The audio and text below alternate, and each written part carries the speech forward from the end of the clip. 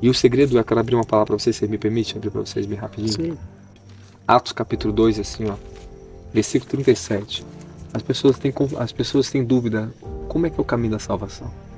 Como é que você sabe que você está salvo? Como é que você sabe? Você está na católica, como é que você sabe que você está salvo? Você está na Assembleia, você está na Batista, eu quero que você me diga uma coisa. Só tem uma coisa que testifica que o homem está salvo.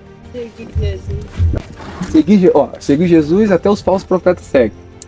Falsos crentes seguem. E tem muito crente que está dentro da igreja pior do que a pessoa que está aqui fora, isso é verdade. É verdade, não é? Tem muito católico que está na igreja. Assina embaixo. Sabe por quê? Porque não se converteram.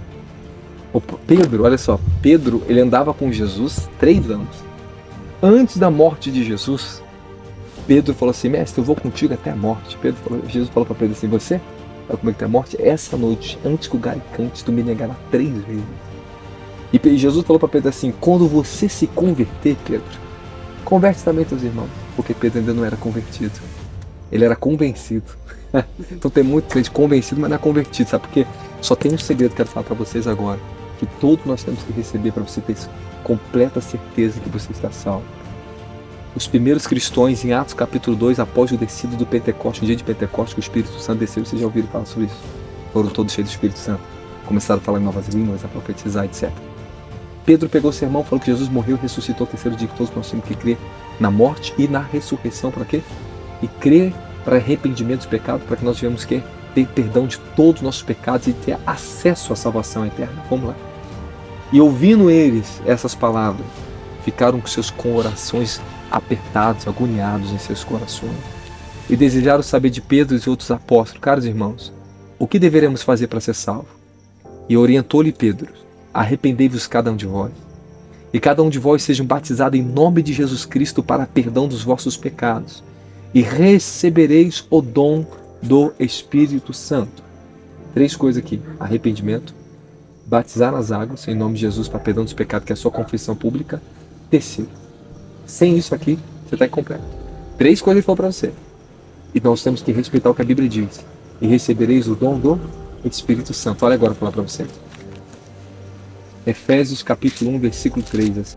Em Cristo, igualmente vocês, tendo ouvido a palavra da verdade, o evangelho da vossa salvação, e nele também tendo crido, fostes selados com o Espírito Santo da promessa, que é a garantia da vossa herança, que é a sua salvação, para a redenção da propriedade de Deus, para a redenção da propriedade de Deus. Nós agora somos propriedade de Deus, para o louvor da sua glória.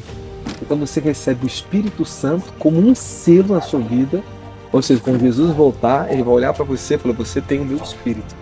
Eu estou falando para vocês aquilo que é vida, que é sério, essas escrituras. E eu vivi isso aqui, eu posso falar para vocês.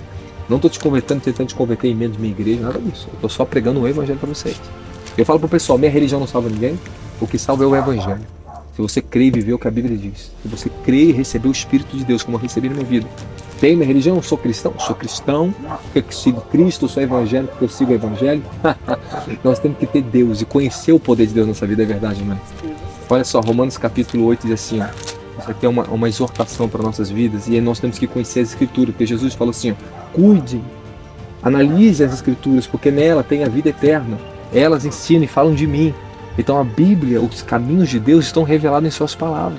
Quantos séculos existe a Bíblia, a palavra de Deus? Séculos, mais de 2000 anos.